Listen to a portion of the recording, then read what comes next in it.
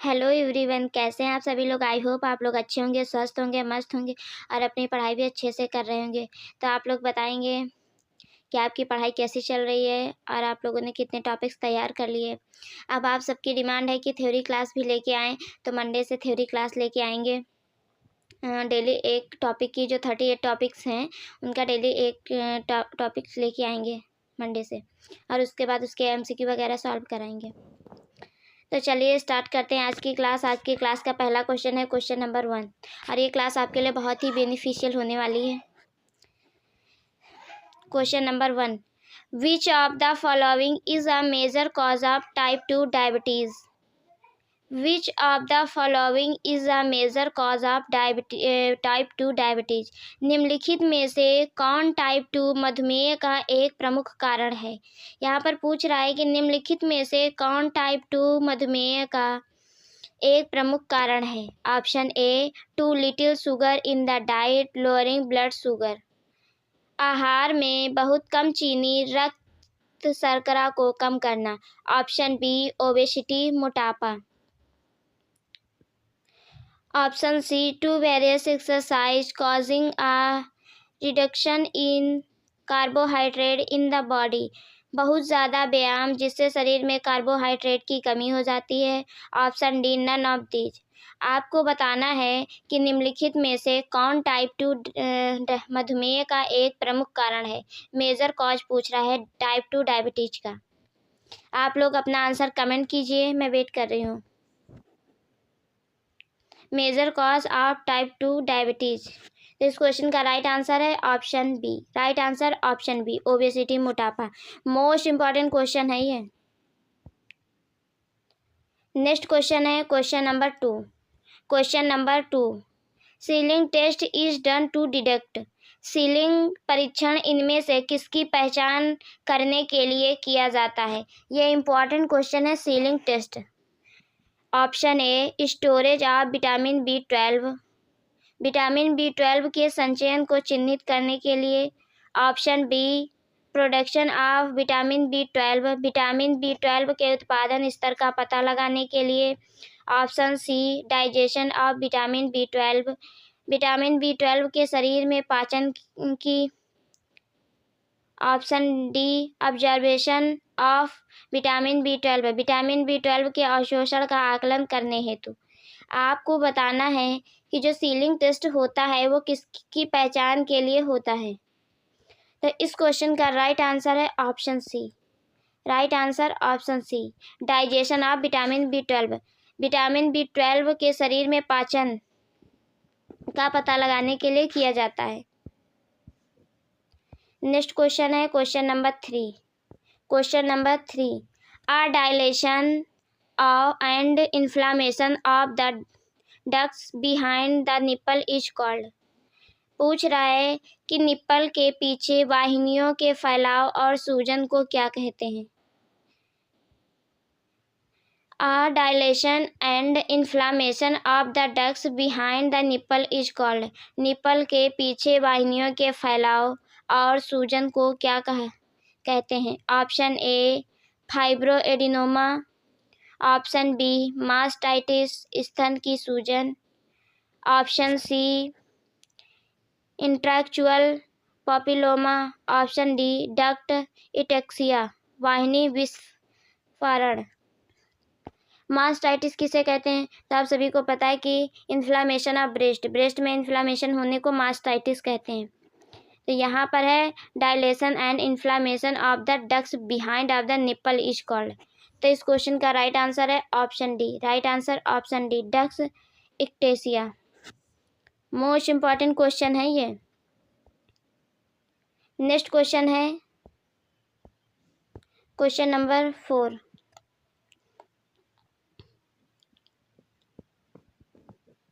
Benign intracranial hypertension is found in। Benign intracranial hypertension is found in। Benign intracranial hypertension में पाया जाता है। Option A, vitamin C toxicity. Option B, vitamin D toxicity. Option C, vitamin K toxicity. और option D, vitamin A toxicity. Vitamin A विषाक्तता। तो इस question का right answer है option D. Right answer option D, vitamin A toxicity. Next question है question number 5। Question number 5, child is on IV fluid therapy which among the following suggest fluid overload. बच्चा IV द्रव चिकित्सा पर है, निम्न में से क्या द्रव की अधिकता को दर्शाता है। यहाँ पर कह रहा है कि यदि बच्चा IV द्रव चिकित्सा पर है, निम्न में से क्या द्रव की अधिकता को दर्शाता है। ऑप्शन ए सांस की तकलीफ, बिगड़ना, श्वास कष्ट। Option B fever. Option C nausea and vomiting. Option D sunken eyes, धसी हुई आंखें। जब IV द्रव पे बच्चा होता है तो उसमें कौन सी स्थिति कहलाती है, अधिकता। अगर जो IV फ्लूइड होता है जो अधिक हो जाता है तो क्या कहलाता है। आप लोग आंसर कीजिए। तो इस क्वेश्चन का राइट आंसर है ऑप्शन ए वर्सेनिंग डिस्पीनिया, सांस की तकलीफ। मोस्ट इम्पॉर्टेंट क्वेश्चन है ये सब, बहुत ही आप लोगों के लिए ज़रूरी क्वेश्चन है। आप लोग इनका ध्यान से पढ़िए और नोट भी कर लीजिए, क्योंकि कुछ ऐसे क्वेश्चन हैं जो आपको हर जगह नहीं मिलेंगे। मुझे पता है कि आप लोग पढ़ रहे हैं, सब कहीं से अच्छे से पढ़ रहे हैं, लेकिन कुछ क्वेश्चन ऐसे होते हैं कि जो सब कॉमन क्वेश्चन तो सभी लोग कराते हैं, लेकिन जो थोड़ा हट के क्वेश्चन होते हैं वो हमारे क्वेश्चन हैं। आप कभी भी मैच कर लीजिए। और कुछ तो ऐसे हैं जो हमेशा हर जगह मिलेंगे, पर मेरे क्वेश्चन जो रहते हैं वो थोड़ा हट के रहते हैं। Question number 6, according to Erikson stage of development 4-year-old child comes under. Erikson के अनुसार 4 वर्षीय बच्चा विकास की किस अवस्था में आता है।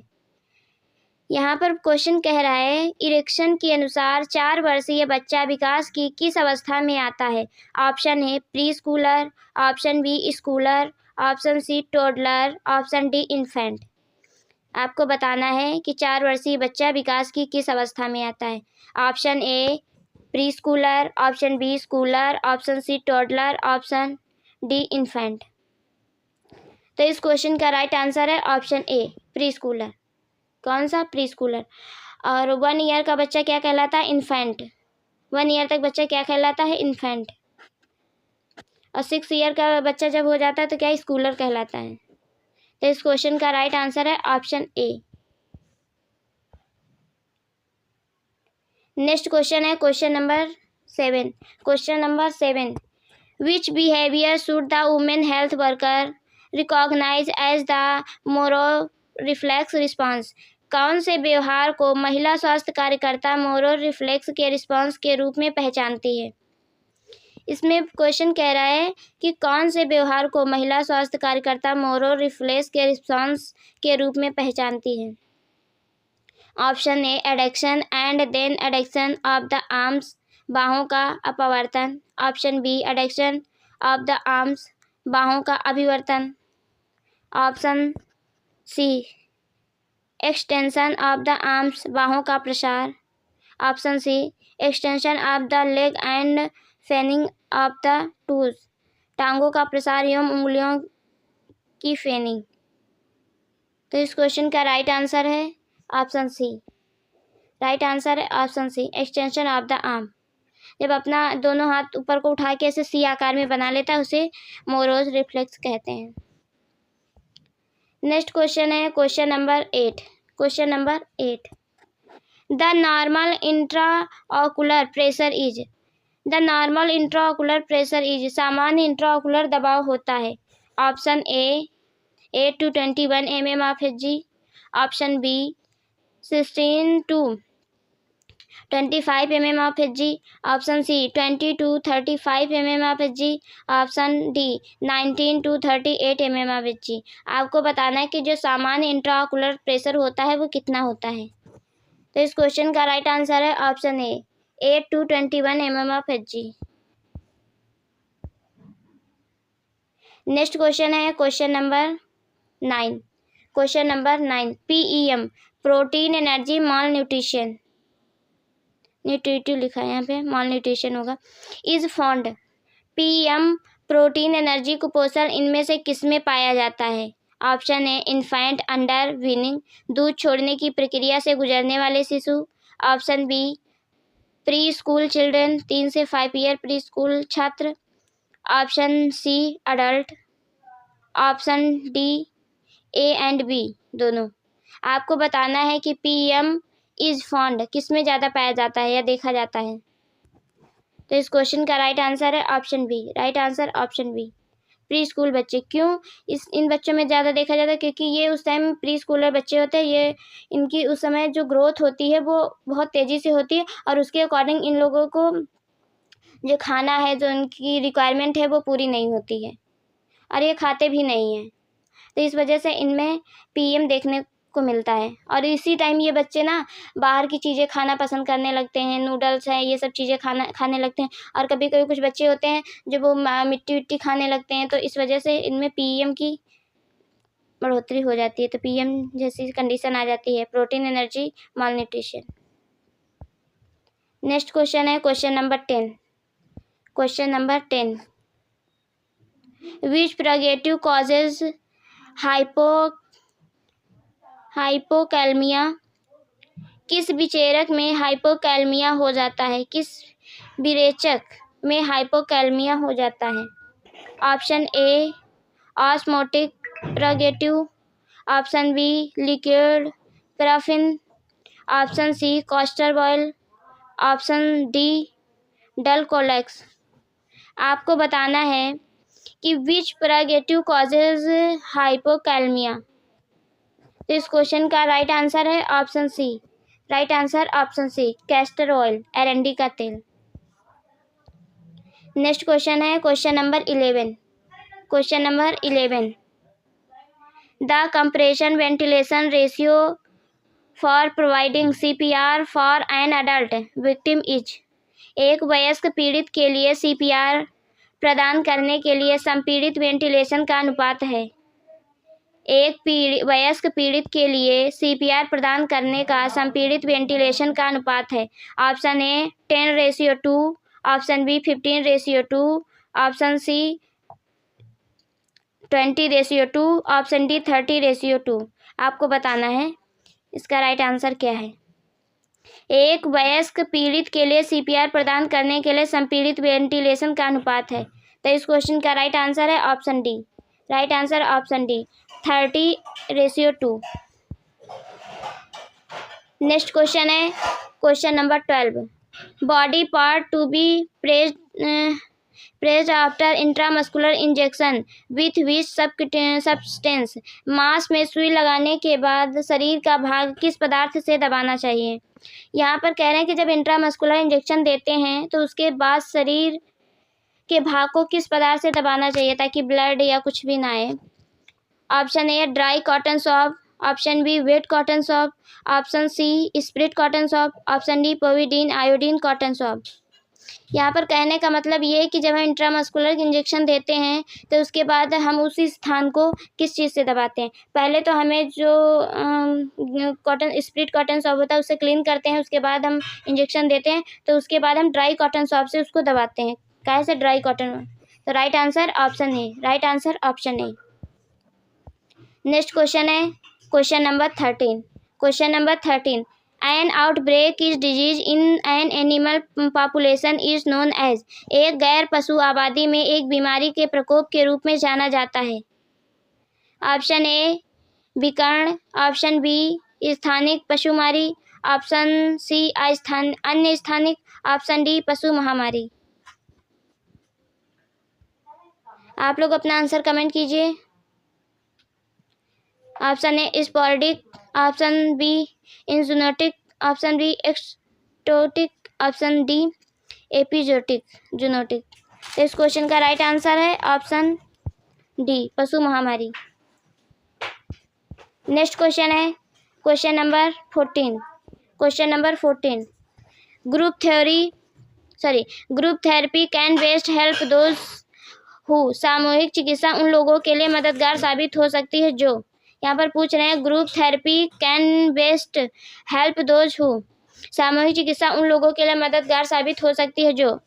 ऑप्शन आर इमोशनली इल, भावनात्मक तौर पर बीमार हों, option B are dependent on others, दूसरों पर आश्रित हों। Option B C feel they have a problem, वे ऐसा महसूस करते हैं कि वो समस्या से ग्रस्त हैं। Option D have no one to listen to them, सुनने वाला कोई नहीं, उन्हें सुनने वाला कोई ना हो। तो ग्रुप थेरेपी किन्हें देनी चाहिए, किनके लिए मददगार साबित हो, जिनको ऐसा लगता है कि उनका सुनने वाला कोई नहीं है। तो इस क्वेश्चन का राइट आंसर है option D. Right answer option D. ये स्टेटमेंट वाले क्वेश्चन है, बहुत अच्छे से पढ़ेंगे तभी आप आंसर इसका फाइंड कर पाएंगे। तो इसलिए हम कहते हैं कि जो क्वेश्चन टफ लगते हैं उनको आप अपनी नोटबुक में नोट कर लीजिए, क्योंकि ऐसे क्वेश्चन इस तरह बुक में हर जगह नहीं मिलते हैं। नेक्स्ट क्वेश्चन है question number 15। Question number 15, while measuring central nervous pressure the 0 point of the manometer is adjust to, केंद्रीय सिर दबाव को मापते समय मैनोमीटर का शून्य बिंदु को व्यवस्थित करते हैं। Option A anterior axillary line, option B mid axillary line, option C posterior axillary line, option D shoulder level. आपको इस क्वेश्चन का आंसर बताना है कि केंद्रीय सिरा दाब को मापते समय मैनोमीटर का शून्य बिंदु को व्यवस्थित करते हैं। तो इस क्वेश्चन का राइट आंसर है ऑप्शन बी। राइट आंसर है option B mid axillary line, मध्य कक्षीय रेखा। नेक्स्ट क्वेश्चन है question number 16। Question number 16, goniometer is use to assess, goniometer यंत्र का प्रयोग आकलन करने हेतु किया जाता है, किसका आकलन हेतु किया जाता है। ऑप्शन ए ऑडिटरी एक्यूटी, श्रवण क्षीणता, ऑप्शन बी मसल स्ट्रेंथ, पेशीय क्षमता, option C range of motion of joints, जोड़ों की गति range, option D visual acuity, दृष्टि क्षीणता। आपको बताना है कि goniometer is use to assess, goniometer यंत्र का प्रयोग हम किसके आकलन के लिए करते हैं। तो इस क्वेश्चन का राइट आंसर है option C. Right answer option C, range of the motion of joint, range of the motion of joint, जोड़ों की गति की रेंज के लिए। नेक्स्ट क्वेश्चन है question number 17, Wilson disease is characterised by, Wilson रोग की विशेषता है, विल्सन रोग की विशेषता है आपको बताना है। ऑप्शन ए रिस्पायरेटरी डिफिकल्टी, श्वसन में कठिनाई, option D accumulation of copper is liver kidney and brain, जिगर गुर्दे और मस्तिष्क में तांबे का संचय, option C improper development of organ, अंग का अनुचित विकास, option D none of these. यहाँ पे पूछ रहा है कि Wilson disease is characterised by, Wilson रोग की क्या विशेषता है। आप लोग इसका आंसर कमेंट कीजिए। तो इस क्वेश्चन का राइट आंसर है option B. Right answer option B, accumulation of copper in liver kidney and brain. Next question है question number 18। Question number 18, which of the following is blood borne disease, निम्न में से कौन सा रक्त जनित रोग है, निम्न में से कौन सा रक्त जनित रोग है। Option A hepatitis A, option B hepatitis C, option C hepatitis E, option D all of above, उपरोक्त में सभी। आपको बताना है कि which of the following is blood borne disease, निम्न में से कौन सा रक्त जनित रोग है। तो इस क्वेश्चन का राइट आंसर है option B. Right answer option B hepatitis C, hepatitis C. Next question है क्वेश्चन नंबर 19। सर ये हो चुका है एक बार। नेक्स्ट क्वेश्चन है क्वेश्चन नंबर 20।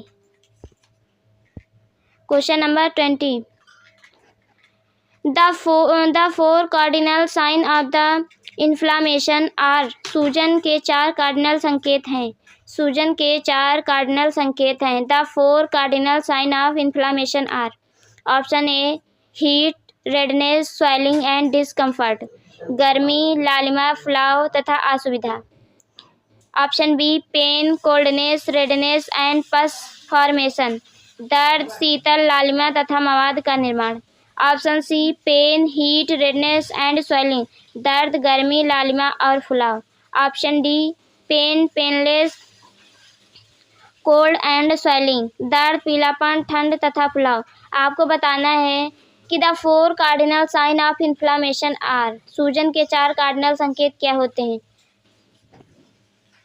आप लोग इसका आंसर पहले कमेंट कीजिए, उसके बाद मैं बताऊंगी। तो इस क्वेश्चन का राइट आंसर है option C. Right answer option C. Pain, heat, redness and swelling. Right answer option C.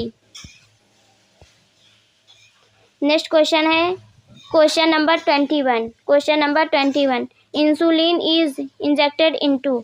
Insulin का इंजेक्शन देते हैं। Option A intradermal, option B subcutaneous, option C intrathecal, option D intramuscular. आपको बताना है कि insulin का injection कैसे देते हैं। तो इस क्वेश्चन का राइट आंसर है option B. Right answer option B, subcutaneous. और एंगल कौन सा कितना बनता है? तो लगभग 45 डिग्री का बनता है। एंगल कितने का बनता है? 45 डिग्री का। इंट्रामस्कुलर पे एंगल कितने का बनता है? तो 90 डिग्री का एंगल बनता है। नेक्स्ट क्वेश्चन है question number 22। Question number 22। Hypoxia में be caused by all the following factors except. Hypoxia में be caused by all the following factors except. निम्नलिखित सभी कारकों के कारण हाइपोक्सिया हो सकता है सिवाय एक को छोड़ के। Option A decreased haemoglobin, option B are respiratory problem, option C are decrease in blood supply, option D increase haemoglobin, haemoglobin में वृद्धि। यहाँ पे पूछ रहा है हाइपोक्सिया में be caused by all the following factors except, मतलब एक को छोड़ के सभी हाइपोक्सिया के कारण, तो कौन सा नहीं हो सकता है? तो इस क्वेश्चन का राइट आंसर है option D. Right answer option D, increased haemoglobin. Next question है question number 23। Question number 23। What is the route of administration of rotavirus vaccine. Rotavirus vaccine देने का मार्ग क्या है? रोटावायरस वैक्सीन देने का मार्ग क्या है? Option A intramuscular, option B subcutaneous, option C intradermal, option D oral. तो आपको बताना है कि रोटावायरस वैक्सीन किसके प्रिवेंट के लिए देते हैं। रोटावायरस किसके प्रिवेंट के लिए देते हैं? तो डायरिया से प्रिवेंट के लिए रोटावायरस देते हैं। और कैसे देते हैं? ओरल देते हैं। कितना देते हैं? डोज कितनी है? 5 ड्रॉप। कितने? 5 ड्रॉप। मोस्ट इंपॉर्टेंट क्वेश्चन कई बार पूछा गया कि रोटावायरस जो वैक्सीन देते हैं उसकी डोज क्या है? तो 5 ड्रॉप्स है। कितनी है? 5 ड्रॉप्स। और डायरिया से प्रिवेंट करने के लिए देते हैं। नेक्स्ट क्वेश्चन है question number 24। Question number 24। The slide dowry distribution of the fine hair over neonates body is term as. नवजात शिशु के शरीर पर बारीक बालों के हल्के कोमल फैलाव को कहा जाता है। नवजात शिशु के शरीर पर बारीक बालों के हल्के कोमल फैलाव को कहा जाता है। Option A vernix caseosa, option B lanugo, option C milia, option D erythema. आपको बताना है कि जो नवजात शिशु के शरीर पे बारीक बालों के हल्के कोमल फैलाव को क्या कहा जाता है। तो इस क्वेश्चन का राइट आंसर है ऑप्शन बी लेनुगो। क्या कहते हैं? लेनुगो। मोस्ट इंपॉर्टेंट क्वेश्चन है ये। नेक्स्ट क्वेश्चन है question number 25। Question number 25। Kernig sign is associate with the symptoms of disease. Kernig sign किस रोग का लक्षण है? कॉर्निंग साइन किस रोग का लक्षण है? Option A vertebral prolapse, option B appendicitis, option C meningitis, option D encephalitis. आपको बताना है कि Kernig sign is associate with the symptoms of disease. तो इस क्वेश्चन का राइट आंसर है ऑप्शन सी मेनिंजाइटिस। मेनिंजाइटिस मस्तिष्कावरण शोथ। तो इस क्वेश्चन का राइट आंसर है ऑप्शन सी मेनिंजाइटिस। अगर वीडियो अच्छी लगी हो तो लाइक कीजिए, शेयर कीजिए, सब्सक्राइब कीजिए। Thank you so much. और अपने कमेंट करके ज़रूर बताएंगे कि आपका स्कोर कितना रहा। और हमारी क्लास अच्छी लगी तो एक कमेंट ज़रूर करेंगे। मिलते हैं नेक्स्ट वीडियो में, तब तक के लिए bye bye, take care, thank you so much. अपना ध्यान रखिए, ख्याल रखिए, मस्त रहिए।